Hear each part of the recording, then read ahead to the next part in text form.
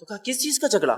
تو کہا اللہ کے رسول صلی اللہ علیہ وسلم نے فرمایا ان میں زمین کے بنیاد پر جھگڑا ہو گیا تھا، کون کہاں رہیں گا؟ تو وہ میرے پاس آئے اور کہا آپ فیصلہ کر دیجئے۔ میں نے دونوں میں فیصلہ کر دیا۔ صحابہ نے کہا کیا فیصلہ کیا آپ نے؟ تو کہا میں نے مومن جنوں کو جو ہے اونچے علاقے دے دیے اور کافر جنوں کو نچلے علاقے دے دیے۔ صحابہ نے کہا یہ اونچے علاقے بولے تو کیا؟ تو کہا پہاڑوں کی اونچائی والے حصے میں نے مومنوں کو سونپ دیے اور نچلے علاقوں سے مراد غیر آباد سمندری ٹاپو، جزیرے، ٹھیک ہے، آئی لینڈ جو سمندر میں ہوتے غیر آباد جس کو کوئی انسان بستے نہیں، وہ میں نے ان کو دے دیے۔ دونوں میری بات پہ راضی ہو گئے اور میرے فیصلے کو سن لیا اور دونوں نے اس کو قبول بھی کر لیا۔ تو پتہ چلا اکثر مومن جن جو ہے اونچے علاقوں پہ ہوتے ہیں اور کافر جن غیر آباد زمین اور ٹاپو پر اور گندی جگہوں پر بستے ہیں۔ اسی طرح جنات کے چوپائے ہوتے ہیں، جانور ہوتے ہیں جس کی تفصیلات میں رکھ چکا ہوں کہ ہمارے جانوروں کا لیت ان کے جانوروں کی غذا ہوتی، یاد رکھیں۔ اسی طرح وہ جانور جن کے ساتھ شیطان ہوتا ہے، تو حدیث کے اندر آتا ہے، صحیح الجامع کی روایت ہے، آپ صلی اللہ علیہ وسلم فرمان کہا اونٹ شیطان سے پیدا کیا گیا ہے، ہر اونٹ کے ساتھ ایک شیطان ہوتا ہے۔ تو اونٹ جو ہے شیطان سے پیدا کیا، آپ سے فرماتے ہیں کس معنی واللہ عالم، یہ غائب کی بات ہے۔ تو اونٹ شیطان سے پیدا کیا گیا ہے اور ہر اونٹ کے ساتھ ایک شیطان ہوتا ہے، اور اسی لیے اللہ کے رسول صلی اللہ علیہ وسلم نے اونٹ کے باڑوں میں نماز پڑھنے سے منع کیا، کہا بکری کے باڑوں میں نماز پڑھو لیکن اونٹ کے باڑے میں نماز نہ پڑھو، اس لیے کہ ہر اونٹ کے ساتھ ایک شیطان ہوتا ہے۔ اور اونٹ کا گوشت کھانے کے بعد آپ نے صحابہ کو وضو کرنے کا حکم دیا، مطلب ایک آدمی اگر وضو سے ہے تو اس کا وضو اونٹ کا گوشت کھانے سے ٹوٹ جاتا ہے۔ اور اونٹ کی خصوصیت بھی ہے، جو لوگوں نے اونٹ پالا یا دیکھتے ہیں انہیں پتہ ہے، آپ صلی اللہ علیہ وسلم نے کہا قرآن ایک حافظ کے ذہن سے ایسا نکلتا ہے جیسے اونٹ نکل جاتا ہے۔ تو ایک بات یاد رکھیے، اونٹ کبھی بھی اپنی زندگی میں پالتو اور وفادار نہیں ہوتے ہیں۔ جس روز مالک نے نکیل چھوڑا ایسے بھاگتے ہیں کہ کبھی لوٹ کر نہیں آتے واپس۔ قرآن کے لیے آپ نے مثال دی، نکل گیا تو پھر ایسا نکلتا ہے ایسا اونٹ بھاگ جاتا ہے۔ تو اونٹ کو پالیے لیکن جس دن نکیل چھوڑیں گے ایسا بھاگیں گا، گھر لوٹ کر نہیں آتا پھر واپس۔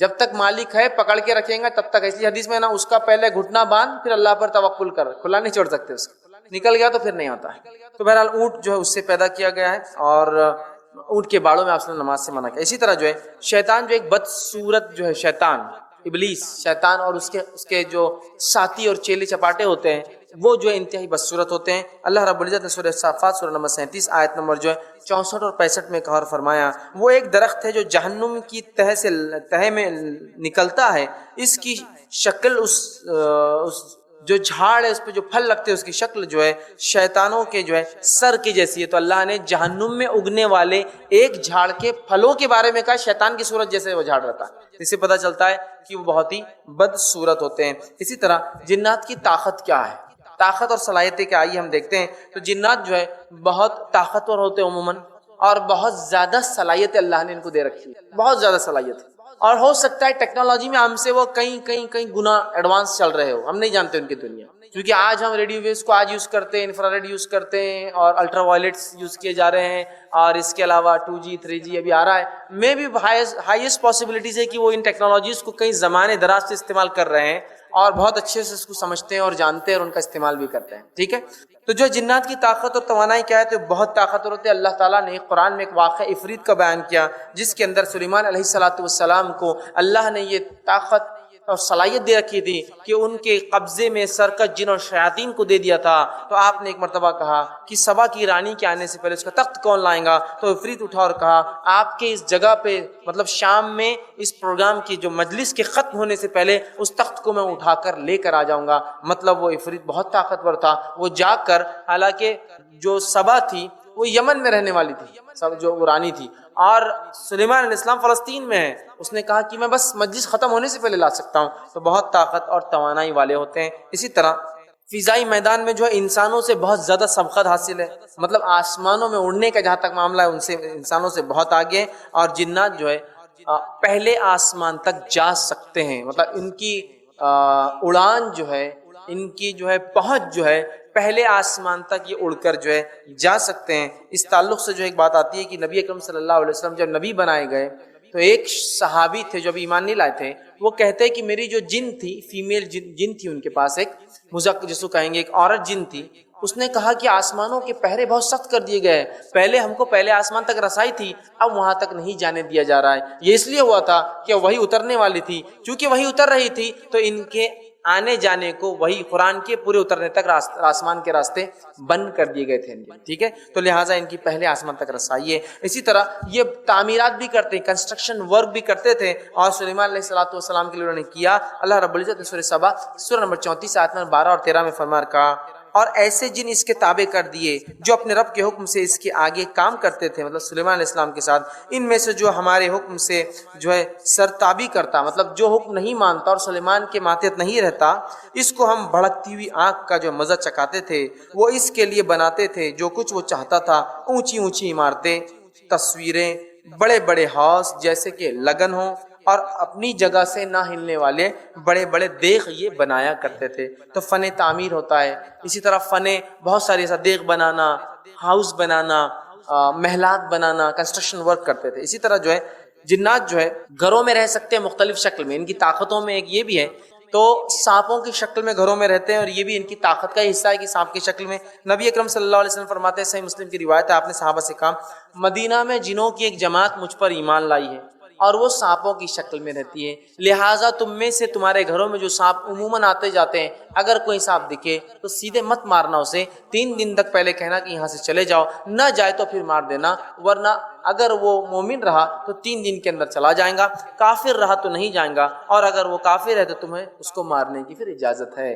تو لہٰذا وہ انسانی گھروں میں سانپ کی شکل میں ہوتے ہیں، شہروں میں نہیں یاد رکھیے، لیکن دیہاتوں میں یہ بات معروف ہے کہ بھائی یہاں ایک سانپ آتے جاتے رہتا ہے، لوگ چھیڑتے بھی نہیں اس کو، ویسے سانپ کو آپ بھی مت چھڑی، اس لیے کہ اس کا معمول ہے آنا جانا، لیکن اگر انسانوں کو تنگ اور اذیت کرنے والی جگہ پہ آتا ہے، چھوٹے سانپ یا زہریلے سانپ تو مار سکتے ہیں، لیکن عموماً یہ سانپوں کی شکلوں میں گھروں میں رہتے ہیں اور رہ سکتے ہیں، یاد رکھیں۔ اسی طرح جو ہے اس کی صلاحیتوں کے اندر ایک صلاحیت یہ بھی کہ انسان کے اندر خون کی طرح دوڑتا ہے، انسان کے اندر خون کی طرح دوڑتا ہے۔ صحیح بخاری اور مسلم کی روایت ہے، اللہ کے رسول صلی اللہ علیہ وسلم اعتکاف میں تھے، اعتکاف میں آپ کی بیوی کسی شرعی مسئلے کے تحت آئی، آپ نے ان سے بات کی، چونکہ رات کا وقت آپ چھوڑنے نکلے، وہاں تک گئے، گلی کے کونے پر گئے تو 2 صحابہ نے دیکھا اللہ کے رسول صلی اللہ علیہ وسلم ایک عورت کے ساتھ ہیں، پیچھے ہٹ گئے، اللہ کے رسول صلی اللہ علیہ وسلم کا ادھر آؤ، وہ دونوں آئے، کہا کہ یہ میری بیوی ہے، تو انہوں نے کہا اللہ کے رسول ہم کیا آپ پر شک کریں گے کیا؟ تو کہا شیطان انسان کے اندر خون کی طرح دوڑتا ہے، اور یہی اس کی دوڑ ہے جو بہت سی مرتبہ لوگ ہوتے ہیں نا، یہ بہت پہنچے ہوئے ہیں، کیا پہنچے ہوئے؟ ارے میں ایک بار ان کے بارے میں دل میں برا سوچ رہا تھا تو میرے کو بول دیا میرے بارے میں برا نہیں سوچنا، تو بہت پہنچے ہوئے، یہ کوئی پہنچا ہوا نہیں ہے، یہ تو بہت نیچا گیا ہوا ہے، نیچا گیا ہوا ہے، اس لیے کہ پہنچے ہوئے لوگ الگ ہوتے ہیں، ٹھیک ہے، اس لیے کہ یہ جنوں کے ذریعے یہ بات پتا کر رہا ہے۔ جن کیا ہوتے حدیث میں کیا ہے؟ شیطان جس میں خون کی طرح دوڑ سکتا ہے، معلوم آپ کو؟ تو اس کی یہ صلاحیت ہے کہ اگر آپ دل میں کوئی بات سوچتے ہیں تو اس کو معلوم کر سکتا ہے وہ، لیکن ایسا کرنا کفر ہے، کفر، سمجھ گئے آپ بات کو؟ تو اگر آپ کو کوئی بول رہا کہ فلاں جگہ فلاں چیز ہوئی تھی تو آپ کو گھبرائیے مت، یہ شیطانوں کے ذریعے ہوتا ہے، یہ کوئی پہنچے ہوئے لوگ، غائب کا علم اللہ رب العزت کے علاوہ کسی کو نہیں ہوتا، سوائے جب اس غائب کو اللہ فرشتوں کے حوالے کرتا ہے کہ جا کر ایکسیکیوٹ کر دو، عمل میں لا لو اس کی موت، اس کی زندگی، اس کا رزق، تب فرشتوں کو نامے جب ملتے ہیں وہ آرڈرز اور حکم، تب پتہ چلتا ہے کہ کیا کرنا ہے، ورنہ فرشتوں کو بھی غائب کا علم نہیں ہوتا ہے، جنوں کو بھی غائب کا علم نہیں ہوتا ہے، انسانوں کو بھی غائب کا علم نہیں ہوتا ہے، یہ شیاطین ہوتے ہیں جو ایسے کام کر کے غائب کا علم میں بتا کر کسی کو جو ہے اونچا اور نیچا کر دیتے، بولے بہت پہنچے ہوئے دل کی بات جان لیتے ہیں، یہ شیطانی عمل اور کفری عمل کو اگر ایسا کرتے۔ اسی طرح جو ہے جن چاہے جتنی بھی صلاحیتیں اور طاقت ہو، ان میں کمزوریاں بھی پائی جاتی ہیں، جیسے کہ مثال کے طور پر جہاں ان میں طاقت ہے ان میں کمزوریاں بھی ہیں۔ اللہ نے شیطان کے تعلق سے بالخصوص فرما رکھا ان کید الشیطان کان ضعیفا، سورہ نساء سورہ نمبر 4 آیت نمبر 72 کے اندر، کہ یقین جانو کہ شیطان کی چالیں حقیقت میں نہایت ہی بودھی اور کمزور ہوتی ہے، چالیں بہت چلتا ہے انسان کے خلاف، لیکن جو اللہ کا ماننے والا بندہ ہے اس کے خلاف اس کی نہیں چلتی اور بہت بودھی ہو جاتی ہے اس کی چال، تو اس میں کمزوریاں بھی ہوتی ہیں۔ آئیے اس کی کیا کمزوریاں وہ دیکھتے ہیں۔ سب سے پہلے شیطان اللہ کے نیک بندوں کو نہیں بہکا سکتا، اس کا کچھ بھی نہیں چلتا نیک بندوں پر۔ قرآن کے اندر سورہ بنی اسرائیل سورہ نمبر 17 آیت 65 میں اللہ فرماتا اور کہتا ہے کہ اللہ تعالیٰ فرماتا ہے قرآن میں، یقیناً میرے بندوں پر تجھے کوئی اقتدار حاصل نہ ہوگا اور توکل کے لیے تیرا رب کافی ہے۔ تو یہاں اللہ فرما رہا ہے کہ اللہ کے نیک بندے شیطان کے بہکاؤ میں نہیں آتے۔ دوسری کمزوری جو اس کی ملتی وہ یہ کہ اللہ کے کچھ بندوں سے شیطان ڈر کے بھاگ جاتا، اللہ کے کچھ بندوں سے شیطان ڈر کے بھاگ جاتا ہے، جیسے کہ حدیث کے اندر آتا ہے اور یہ روایت صحیح الجامع کی ہے، آپ صلی اللہ علیہ وسلم فرماتے ہیں، کہتے ہیں اے عمر، شیطان تم سے خوف کھاتا ہے دوسری روایت میں فرمایا جس گلی سے عمر نکلتا ہے تو شیطان دوسری گلی کے ادھر منہ سے نکل کے بھاگ جاتا ہے، عمر کا سامنا کرنے کی اس کی استطاعت، طاقت یا حیثیت نہیں، یاد رکھیں۔ تو کچھ لوگوں سے، ایمان والوں سے ڈرتا ہے۔ اس طرح سلیمان علیہ السلام کو اللہ نے جنوں پر طاقت دی تھی، اور کافر جن بھی آپ کی اطاعت اور فرمانبرداری کرتے، اگر کوئی کافر جن آپ کی فرمانبرداری سے انکار کرتا تو اس کو ایک آگ کا گولا مار دیا جاتا اور آگ میں اس کو جلا دیا جاتا، ٹھیک ہے۔ تو سلیمان علیہ السلام کی ماتحت ہیں، اس کے بارے میں اللہ رب العزت نے بہت تفصیل میں جو ہے قرآن میں جو ہے بیان کیا ہے، ٹھیک ہے، ہم اس کو جو دیکھ سکتے ہیں، اور وہ آیت بھی میں نے اس سے پہلے آپ کے سامنے رکھی ہے، ٹھیک ہے۔ اسی طرح سلیمان علیہ السلام کی چونکہ بات آئی تو یہاں ایک وضاحت ضروری ہے، وہ کرتے ہوئے آگے نکلیں گے، وہ یہ ہے کہ سلیمان علیہ السلام کو چونکہ اللہ نے کافر جنوں پر بھی طاقت دی تھی، تسلط دیا تھا، حکمرانی دی تھی، تو ان کافر جنہوں نے سلیمان علیہ السلام کے دنیا سے جانے کے بعد بدلہ نکالنے کے لیے کیا کیا آپ کو پتا ہے؟ جب سلیمان علیہ السلام ایک عصا، ایک لکڑی کے سہارے سے کھڑے رہے اور انتقال کر گئے، اور یہ کافر جن ڈر کے کہ سلیمان ابھی حیات ہے کام کرتے رہے، جب قرآن نے کہا دیکھ دیمک یا کوئی کیڑے نے اس عصا کو کھایا اور سلیمان گر گئے، تو تب پتہ چلا جنوں کو کہ جو ہے سلیمان کا انتقال ہو گیا تھا۔ اس سے پتہ چلتا ہے جنوں کو بھی علم غائب نہیں ہوتا، اگر ہوتا تو پتہ چل جاتا کہ سلیمان علیہ السلام وفات کر چکے ہیں، وہ کھڑے تھے کئی زمانے تک، پھر اللہ نے جب چاہا وہ لکڑی ٹوٹ گئی، آپ گر گئے، تب پتہ چلا انتقال ہوا۔ تو اب ان کافر جنوں کو بہت برا لگا، کہا اب ہم کیا کریں گے؟ انہوں نے کیا کیا؟ سلیمان علیہ السلام کے تخت کے نیچے ایک صندوق رکھ دیا، اور اس صندوق میں جادو کی کتابیں لکھ کر رکھ دی، اور لوگوں سے جا کر کہا تم کو پتا ہے سلیمان ہم پر کیوں حکومت کر سکتے تھے؟ لوگوں نے کہا نہیں۔ کہا سلیمان ہم پر اس لیے حکومت کرتے تھے کہ سلیمان جادو کرتے تھے، اگر یقین نہیں تو جاؤ اس تخت کے نیچے دیکھ لو۔ لوگ پہنچے، تخت کو ہٹایا، صندوق کھولا تو جادو کی کتابیں نکلی۔ تو یہودیوں نے یہ کہا اچھا تو جادو تو سلیمان کی سنت ہے، نعوذ باللہ۔ اور رسول اللہ صلی اللہ علیہ وسلم کے زمانے تک یہودی جادو کو سنت کے اعتبار سے سیکھتے تھے کہ ہمارے نبی سلیمان کی سنت ہے، ٹھیک ہے۔ تو یہ غلط فہمی ہے۔ اللہ نے اس کا جواب قرآن میں یوں دیا، اور اللہ تعالیٰ فرماتا ہے سورہ بقرہ سورہ نمبر 2 آیت 102 میں، اور اللہ نے فرمایا وَاتَّبَعُوا مَا تَتْلُو الشَّيَاطِينُ عَلَى مُلْكِ سُلَيْمَانَ وَمَا كَفَرَ سُلَيْمَانُ وَلَكِنَّ الشَّيَاطِينَ كَفَرُوا يُعَلِّمُونَ النَّاسَ السِّحْرَ وَمَا أُنزِلَ عَلَى مَلَكَيْنِ بِبَابِلَ ہاروت وَمَاروت۔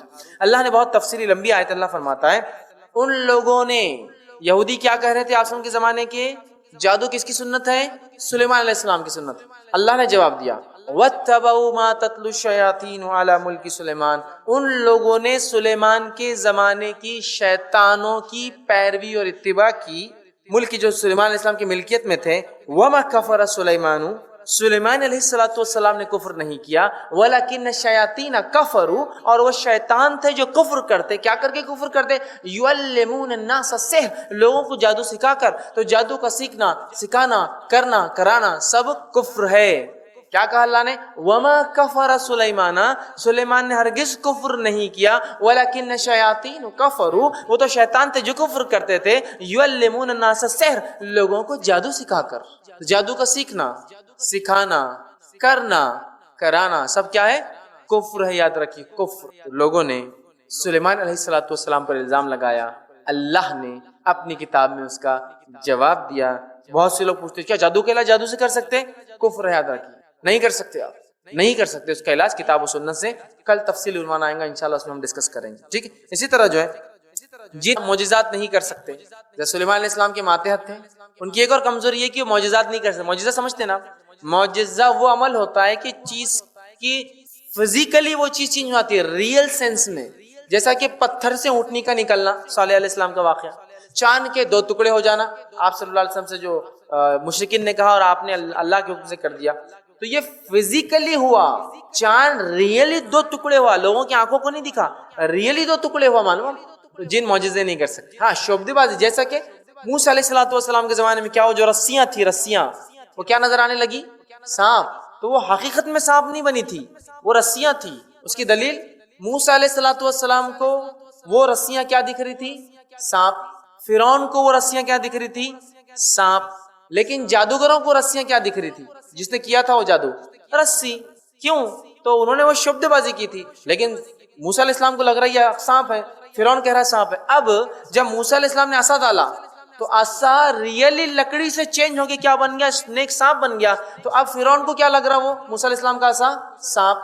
چال باز دکھ رہے ہو اور یہ بڑا دکھ رہا موسیٰ تمہارا، ہاں پلان کر کے آئے تم، ہاں یہ سب کرنے کے لیے. چونکہ فرعون کو دونوں کیس میں رسیاں بھی صاف دکھ رہی تھی اور معجزہ بھی صاف، لیکن جادوگروں کو اپنی رسی دکھ رہی تھی اور موسیٰ علیہ السلام کا عصا حقیقی سانپ بن چکا تھا اور وہ سمجھ گئے یہ معجزہ اور موسیٰ نبی حق ہے، اس لیے ایمان لا لیا. سمجھ رہے؟ تو بہرحال یہ معجزہ نہیں کر سکتے. اسی طرح جو ہے خواب میں اللہ کے رسول صلی اللہ علیہ وسلم کی شکل اختیار نہیں کر سکتے. شیطان خواب میں شکلیں لے کر آتا ہے، ٹھیک ہے.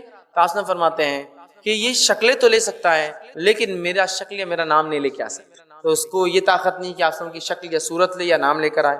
اسی طرح جو ہے اللہ نے جو باؤنڈریز بنائی ہیں آسمان میں اس سے زیادہ آگے نہیں جا سکتے. اللہ کی جو لمٹس ان کو دی گئی اس سے آگے وہ نہیں بڑھ سکتے. سورہ رحمان سورہ 55 آیت نمبر 33 سے 35 آپ دیکھیں کہ ان کو جو لمٹس دی گئی ہے اس سے باہر نہیں جا سکتے. اسی طرح جو ہے جس دروازے پر بسم اللہ کہہ کر بند کیا جاتا ہے، جس کھانے پر بسم اللہ کہہ کے ڈھکا جاتا ہے، جس چیز کو بند بسم اللہ کر کے کیا جاتا ہے وہاں بھی وہ داخل نہیں ہو سکتا. لیکن جس سے بسم اللہ نہیں پڑھا جاتا تو کیا ہوتا ہے؟ پھر وہاں داخل ہو جاتا ہے. یاد رکھ. اب اللہ نے جنوں کو کیوں بنایا؟ تو جنوں کی تخلیق کا مقصد وہی ہے جو انسانوں کی ہے. وما خلقت الجن والانس الا لیعبدون. ہم نے جنوں اور انسانوں کو خالص اپنی عبادت کے لیے پیدا کیا. تو جن بھی اللہ کی عبادت کے لیے ہی پیدا کیے گئے. نبی اکرم صلی اللہ علیہ وسلم ان کے بھی نبی ہے اور یہ مکلف ہے روز قیامت ان کو اپنے اعمال کا جواب دینا ہے. ٹھیک ہے. اسی طرح جو ہے انسان اور یا شیطان اور انسان کی دشمنی کب سے ہے؟ اللہ سبحانہ تعالیٰ فرماتا ہے سورہ انبیاء سورہ نمبر 21 اس کی آیت نمبر 35 میں اللہ کہتا ہے اور فرماتا ہے وَنَبْلُوَكُمْ بِالشَّرِّ وَالْخَيْرِ فِتْنَةٌ وَإِلَيْنَا تُرْجَعُونَ. اللہ فرماتا اور کہتا ہے ہم بطریق امتحان، ہم بطریق آزمائش تم میں سے ہر ایک کو برائی اور اچھائی سے جو ہے ٹیسٹ کرتے ہیں. ہم بطریق امتحان تم میں سے ہر شخص کو اچھائی دے کر اور برائی دے کر جو ہے جانچتے ہیں، امتحان کرتے ہیں، بھلائی میں مبتلا کرتے ہیں اور تم سب کو ہماری ہی طرف لوٹ کر آنا ہے. تو اس آیت میں اللہ یہ فرما رہا ہے کہ یہ ہمارا طریقہ ہے کہ ہم ایسا ٹیسٹ کرتے ہیں، ایسا امتحان لیتے ہیں لوگوں کو اچھائی دے کر اور برائی دے کر، شر اور خیر دے کر. شر اس اعتبار سے کہ ظاہری طور سے لگے مجھے کہ اگر میں ایمان پر چلوں تو دنیاوی نقصان ہوگا، مجھے لگتا ہے، لیکن اس میں آخرت کے اعتبار سے خیر ہے. یا اس اعتبار سے کہ اللہ ہمیں خیر دے دیتا ہے اور آزماتا ہے کہیں شر کی طرف متوجہ تو نہیں. تو گویا اللہ نے جو خیر اور شر دیا ہے یہ دونوں کے ذریعے اللہ رب العزت ہمیں اور آپ کو آزماتا ہے. یاد رکھیے انسانوں کو آزماتا ہے. اس کا اصل مقصد ہی یاد رکھیے انسانوں کی آزمائش. تو اللہ رب العزت نے اس چیز کو اعلان کر دیا کہ خیر اور شر کے ذریعے اللہ سبحانہ تعالیٰ مجھے اور آپ کو آزماتا ہے. یاد رکھیے. تو کسی چیز کا خیر ہونا اس میں کیسی آزمائش؟ آزمائش یہ ہے کہ اللہ نے بہت ساری نعمتیں دنیا کی دے رکھی ہے، اب جانچنا چاہتا ہے کیا حرمت سے بچتے ہو یا حرام کاموں میں جو ڈوب جاتے ہیں. اسی طرح کچھ نعمتیں اللہ دنیا کی چھین لیتا ہے اور پھر آزما کے دیکھتا ہے کیا شکر گزار بنتے ہو اللہ کی یا ناشکری کرتے ہو اس حالت کے اندر. تو گویا خیر اور شر دونوں کے ذریعے اللہ رب العزت میرا اور آپ کا، ہم تمام کا جو ہے امتحان لیتا ہے. اسی طرح جو ہے جب اللہ رب العزت مومنوں کو لیکن آزماتا ہے، ان کا ٹیسٹ لیتا ہے، تو یاد رکھیے اس آزمائش کا بدلہ بھی دیتا ہے. صرف آزمائش ہی نہیں کہ ہمیں صرف ٹیسٹ کیا جائے، آزمایا جائے، بلکہ اس آزمائش کا ہمیں بدلہ ملتا ہے. اور نبی اکرم صلی اللہ علیہ وسلم فرماتے ہیں، صحیح مسلم کی حدیث ہے، بہت زبردست حدیث ہے. یاد رکھیے اس بات کو آپ سمجھ گئے، حدیث میں جو بیان کی جا رہی ہے تو انشاءاللہ عزیز ہر آدمی جس حالت میں ہے اللہ کا شکر ادا کرے گا اور خوش زندگی گزارے گا، افسوس زدہ نہیں ہوگا، پریشان نہیں ہوگا جس طرح سے آج ہم چھوٹی چھوٹی مصیبتوں پر پریشان ہوتے ہیں. آئیے سنیے نبی اکرم صلی اللہ علیہ وسلم کیا فرماتے ہیں. آپ صلی اللہ علیہ وسلم ایک مجلس میں بیٹھے تھے، صحابہ آپ کے اطراف تھے، آپ مسکرائے. صحابہ نبی اکرم صلی اللہ علیہ وسلم کو دیکھتے رہے کہ آپ مسکرائے. جب آپ کا مسکرانا ختم ہوا تو اللہ کے رسول نے پوچھا کیا تم مجھ سے پوچھو گے نہیں میں کیوں مسکرایا؟ کیا مجھ سے سوال نہیں کرو گے کہ میں اچانک کیوں مسکرایا؟ تو کہ اللہ کے رسول بتا دیجیے آپ کیوں مسکرائے. تو کہا میں اس لیے مسکرایا، اور آپ نے فرمایا کہ مومن کا معاملہ بڑا عجیب ہے، اس معاملے پہ مجھے مسکرانا آیا، میں ہنس پڑا. یقین اللہ کے رسول صلی اللہ علیہ وسلم خیخے مار کر نہیں ہنستے تھے، صرف مسکراتے تھے. تو کہا وہ مومن کا معاملہ بڑا عجیب ہے، اس معاملے کو سوچ کر میں مسکرایا. کیا معاملہ عجیب ہے؟ مومن کا معاملہ عجیب ہے، اور وہ یہ ہے کہ جب اللہ رب العزت اسے فراوانی دیتا ہے، دنیا کی اچھی زندگی دے دیتا ہے، اولاد دے دیتا ہے، دھن دولت مال دے دیتا ہے، جب اچھی زندگی دیتا ہے تو یہ شکر ادا کرتا ہے، یہ اس کے لیے اچھا ہے. اور جب اللہ اس کو تنگ دستی دیتا ہے، محتاجی دیتا ہے اور دنیا کی زندگی میں کچھ کم کر دیتا ہے تو مومن صبر کرتا ہے، یہ اس کے لیے بہتر ہے. اور یہ دونوں حال میں اس کے لیے خیر ہے کہ اگر اچھائی دے تو شکر کرے، یہ اس کے لیے بہتر، اگر برائی ہو تو صبر کرے، یہ اس کے لیے بہتر. اور یہ معاملہ مومن کے علاوہ کسی اور کا نہیں ہے. اسی تعجب پر میں مسکرایا.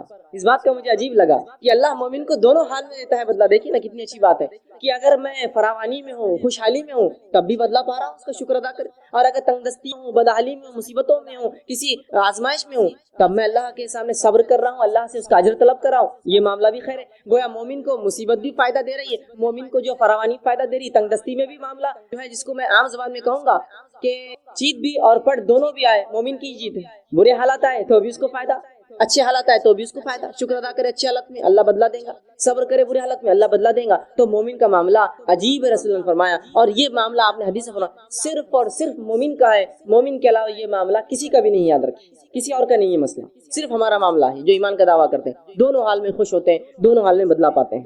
اسی طرح جامع ترمذی کی روایت ہے، آپ صلی اللہ علیہ وسلم فرماتے ہیں جب مومن کو اللہ آزماتا ہے تو کیا ملتا ہے اس کے بدلے، سنیے آپ صلی اللہ علیہ وسلم فرماتے ہیں آزمائش مومن پر آتی رہتی ہے، آزمائش مومنوں پر آتی رہتی ہے، اور ان کی جان میں آتی، ان کے مال میں آتی، مال میں مصیبت آتی ہے، دھن دولت لوٹ گیا، تجارت ڈوب گئی، آگ لگ گئی، فلاں مسئلہ ہو گیا، لٹ گیا، تجارت اچانک ٹھپ ہو گئی، کم ہو گئی، تو یہ مال میں کمی، یا اناج اگا نہیں، کھیتی باڑی خراب ہو گئی، یہ مال میں کمی۔ اور کبھی اولاد سے آزماتے ہیں کہ اولاد دیتے ہیں کبھی چھین لیتے ہیں، دیتے ہیں تو معذور دیتے ہیں، پیدا ہوتی ہے تو کبھی مر جاتی ہے، یا کسی کو دیتے نہیں، اولاد میں آزمائش ہے۔ تو مومن کو اللہ رب العزت آزمائشتا ہے، اس کے جان میں، اس کے مال میں، اس کی اولاد میں، اور اللہ کے رسول آگے فرماتے ہیں حتیٰ کہ جب وہ اللہ سے ملتا ہے، اللہ اس کو آزماتا رہتا پوری دنیا میں، حتیٰ کہ جب اپنے رب سے ملتا ہے تو اس پر کوئی گناہ باقی نہیں رہتا، سب کا اس کو دنیا کے اندر اس کے گناہوں کا بدلہ مل جاتا ہے۔ سمجھ رہے ہیں بات کو؟ تو گویا اگر مومن پر کوئی آزمائش آتی ہے تو اس آزمائش کے عوض اس کے گناہ جھڑ جاتے ہیں، گناہ کم ہو جاتے ہیں۔ اور نبی اکرم صلی اللہ علیہ وسلم نے حدیث میں بیان کیا اور فرمایا اگر مومن کو کانٹا بھی چبھتا ہے تو اس کا بھی اجر لکھا جاتا ہے، اس کے گناہ معاف ہوتے ہیں۔ سبحان اللہ، تکلیف میں اٹھا رہا ہوں اس کا بھی بدلہ پاتا ہوں۔ آپ ایک مرتبہ باہر نکلے صحابہ کے ساتھ فجر کی نماز کے بعد، ایک جھاڑ تھا سامنے، جو سردی کا موسم تھا اور پتے اس کے سوکھ چکے تھے، پتجھڑ تھا وہ۔ آپ آئے، صحابہ آپ کے ساتھ تھے، آپ نے اس جھاڑ کو پکڑ کر ہلایا، جب جھاڑ کو ہلایا تو کچھ پتیاں گرنے لگی جو کہ سوکھ چکی تھی۔ نبی اکرم صلی اللہ علیہ وسلم فرمایا جب تم میں سے کوئی شخص بخار میں مبتلا ہو جاتا ہے، بیمار ہو جاتا ہے، بالخصوص بخار آتا ہے جسم، تو اس کے گناہ ایسے ہی جھڑتے ہیں جیسے جھاڑ کے پتے میرے ہلانے سے جھڑے ہیں۔ سبحان اللہ، دیکھیں تکلیف آزمائش ہے، آزمائش پہ صبر کر رہا ہے تو بدلہ بھی پا رہا ہے، اور اس حد تک بدلہ ملتا ہے کہ جامع ترمذی کی روایت کے مطابق مومن آزمایا جاتا ہے اس کے مال میں، اس کی دولت کے اندر، اس کی جان کے اندر، اس کی اولاد میں، حتیٰ کہ جب اپنے رب سے اس کی ملاقات ہوتی ہے موت کے بعد تو تب گناہوں سے بری ہوتا ہے، گناہوں سے پاک ہوتا ہے۔ اور ظاہر سی بات ہے جب انسان گناہوں سے پاک ہوگا تو اس کا ٹھکانہ میں سمجھتا سب جانتے جنت کے علاوہ کچھ نہیں ہو سکتا۔ تو آپ دیکھ رہے ہیں، تو گویا آزمانا اللہ کی سنت ہے، اور آزمائش کا مومن کو بدلہ ملتا ہے۔ اچھے اگر حالات ہے تو شکر کرے، برے حالات ہے تو صبر کرے، دونوں حالات میں مومن اس کا بدلہ پاتا ہے۔ اور مومنوں کو جو آزمائشیں آتی وہ ایسا بدلہ دیتی ہے کبھی کبھار کہ وہ اتنا آزمایا جاتا ہے کہ روز قیامت اس پر کوئی گناہ باقی نہیں رہتا، وہ بالکل جو ہے اللہ کے سامنے ایسا حاضر ہوتا ہے کہ وہ جو ہے بالکل گناہوں سے پاک اور جو ہے صاف ہوتا ہے۔ تو گویا مومن پر جو بھی مصیبتیں آفتیں آتی ہیں اللہ رب العزت اس کا بدلہ بھی دیتا ہے۔ اب اللہ رب العزت کس کو آزماتا ہے یہ بات بھی اب جان لیں۔ کبھی کبھار ہوتا ہے اگر کوئی آزمائش میں مبتلا ہو جائے تو ہم کہتے ہیں ہاں بڑا بات کر رہا تھا، دین کی بڑی بات کر رہا تھا، فلاں دیکھو پھنس گئے نا، دیکھو مصیبت آئی نا۔ جب ہمارے جیسے تھے تو اچھی زندگی گزار رہے تھے، خامخواہ ایمان کی باتیں کر رہے تھے، خامخواہ اپنے آپ کو مسلمان بتا رہے تھے، تجارت بیٹھ گئی نا، معاملہ ختم ہو گیا نا، فلاں چیز ہو گئی، ان کی نظر لگ گئی، ان کی نظر پڑ گئی، یہ اب تم پہ نظر رکھ رہے، فلاں ہو رہا، یہ ہو رہا، وہ کتنے مسائل لوگ بیان کرتے ہیں۔ اب آئیے سنیے اللہ کس کو آزماتا ہے، تو اللہ رب العزت یاد رکھے صرف انہی کو آزماتا ہے جن سے وہ محبت کرتا ہے۔ یاد رکھے اللہ انہی کو آزماتا ہے جن سے وہ محبت کرتا ہے۔ اسی لیے تو صحابہ چاہتے تھے کہ جب ان کو آزمائش نہیں ہوئی تو کیوں نہیں ہوئی ہماری آزمائش، کہ بدلہ تو نہیں مل جا رہا آخرت کا، اس لیے تو سوچتے تھے، اس لیے کہ وہ جانتے تھے اللہ جن سے محبت کرنا آزماتا ہے۔ آئیے دلیل میں آپ کو دیتا ہوں، جامع ترمذی کی روایت جو میں نے آپ کے سامنے دو حدیثیں جو ہے تلاوت کی، اس میں سے پہلی حدیث تھی جامع ترمذی کی روایت ہے، نبی اکرم صلی اللہ علیہ وسلم فرماتے کہتے ہیں ان اللہ تعالی اذا احب قوما ابتلاهم، جب اللہ کسی قوم سے محبت کرتا ہے، کچھ لوگوں سے جب اللہ محبت کرتا ہے تو انہیں مصیبت میں ڈال دیتا ہے، مبتلا کرتا ہے، آزماتا ہے انہیں۔ اب چاہے یہ معاملہ فرد کا بھی ہو سکتا ہے، چاہے یہ معاملہ قوم کا بھی ہو سکتا ہے، چاہے معاملہ جماعت کا ہو سکتا ہے۔ تو جب بھی اللہ رب العزت محبت کرتا ہے کسی قوم سے، اسے آزماتا ہے، اسے مبتلا کر دیتا ہے۔ دوسری حدیث بخاری کی، صحیح بخاری کی، جس میں نبی اکرم صلی اللہ علیہ وسلم فرمایا، سنیے اس حدیث کے الفاظ کا ہے، من یرید اللہ بہ خیرا، جب اللہ کسی کے لیے بھلائی چاہتا ہے، ہم تو سمجھتے ہیں آزمائش تو برائی کی وجہ سے آتی ہے، سنیے من یرید اللہ بہ خیرا، جب اللہ کسی کو خیر دینا چاہتا ہے، اچھائی بخشنا چاہتا ہے، تصب من، اس کو مصیبت میں ڈال دیتا ہے۔ اس لیے کہ جب مومن مصیبت میں آتا ہے تو مصیبت کا اس کو بدلہ ملتا ہے، تو جب اللہ کسی مومن کے لیے خیر چاہتا ہے اسے مصیبت میں ڈال دیتا ہے، اور مصیبت میں مومن پڑھ کر اگر صبر کرتا ہے تو اس کا بدلہ پاتا ہے، اور اتنا بدلہ پاتا ہے صبر کے مطابق کہ آخرت میں جب رب کے پاس حاضر ہوں گا تو کوئی گناہ اس پہ باقی نہیں رہیں گا۔ تو اللہ جس سے ناراض ہوتا ہے ان کو تو عذاب دیتا ہے، آزماتا، آزمائش اور عذاب الگ چیز ہوتی ہے، ان کو پہ عذاب آتا ہے، زلزلے آتے ہیں، طوفان آتے ہیں، اور پتہ نہیں کیا کیا ہوتا ہے۔ لیکن جب کسی قوم کو وہ محبت کرتا ہے تو ان کو مبتلا کرتا ہے، ان کو آزماتا ہے کچھ چیزوں سے. جیسا کہ اگر میں دعویٰ کروں میں ایمان لایا تو اللہ آزماتا ہے پھر بیماری دے کر. کئی بیماری میں شرک تو نہیں کرتا ہے یہ تو دعویٰ کیا مجھ پر توحید کا ایک اللہ کو ماننے کا, اب بیماری دو اس کو دیکھتے ہیں شرک کرتا ہے کیا, اولاد مت دو اس کو دیکھتے ہیں یہ کسی اور کے در پر تو نہیں جاتا اور جھکتا ہے, چلو آزماؤ. اب اس نے دعویٰ کیا نا ایمان کا, تو یہ ابتلا مبتلا یہ آزمائش ہے, وہ عذاب ہوتا ہے جس میں لوگ ہلاک اور برباد ہو جاتے ہیں. تو یہاں اللہ کے رسول نے بیان کر دیا کہ نبی اکرم صلی اللہ علیہ وسلم نے بیان کر دیا کہ جن لوگوں کو اللہ محبت کرتا ہے انہی کو ابتلا کرتا ہے, انہی کو جو ہے مصیبت دیتا ہے. اب جو ہے اللہ رب العزت کس کو کتنا آزماتا ہے, یاد رکھیے ہر شخص کو اللہ رب العزت اتنا ہی آزماتا ہے جتنا اس کا ایمان ہوتا ہے اور جتنی اس کی طاقت ہوتی ہے. دونوں باتیں, جتنا ایمان میں انسان بلند ہوگا اس کی آزمائش اتنی زیادہ ہوں گی. بات یاد رکھیے آپ, جتنا ایمان میں بلند ہوگا آزمائش اتنی زیادہ. اسی لیے انسانوں میں سب سے زیادہ جو آزمائے جاتے ہیں وہ کون ہے, وہ انبیاء علیہ الصلوۃ والسلام, اس لیے کہ ان کا ایمان سب سے اونچا ہوتا ہے, آزمائش ان کی سب سے زیادہ ہوتی ہے. اس کے بعد ان کے اصحاب جو ان پر ایمان لایا, اس کے بعد جو ان کے طریقے پہ چلا, اور جو اس کے بعد. تو اللہ رب العزت جو ہے ایمان کے مطابق ایک انسان کو آزماتا ہے, جس کے تعلق سے ابن ماجہ کی روایت ہے, سنن ابن ماجہ کی روایت ہے. نبی اکرم صلی اللہ علیہ وسلم فرماتے, دیکھیے آپ نے کتنی پیاری بات فرمائی اور کہا سب سے زیادہ جو انسانوں میں آزمائے جاتے ہیں وہ انبیاء ہے. سب سے زیادہ انسانوں میں جو آزمائے جاتے ہیں وہ انبیاء ہے, اس لیے کہ انبیاء ایمان میں سب سے زیادہ ہوتے ہیں اور ان کا ایمان صرف بلند اور بلند ہوتا ہے. یاد رکھیں انبیاء کی ایمان کی خصوصیت یہ صرف بلند ہوتا ہے, بڑھتا ہی رہتا ہے. عام لوگوں کی ہم لوگوں کی ایمان کی خصوصیت یہ کہ چڑھتا اور کم ہوتا ہے, اترتا ہے اور چڑھتا ہے, زیادہ اور کم ہوتا رہتا ہے. تو فرمایا سب سے زیادہ جو لوگوں میں آزمائے جاتے ہیں وہ انبیاء ہے, وہ ہماری جماعت ہے, انبیاء کی جماعت ہے. اس کے بعد آپ صلی اللہ علیہ وسلم فرمایا اس کے بعد دوسرے لوگ جو آزمائے جاتے ہیں وہ ہے جو علماء حق ہوتے ہیں, جو انبیاء کے وارث ہوتے ہیں اور حق کی بات نبیوں کی بات انسانوں تک پہنچاتے ہیں. یہ دوسرے لوگ ہیں جو سب سے زیادہ آزمائے جاتے ہیں, علماء حق.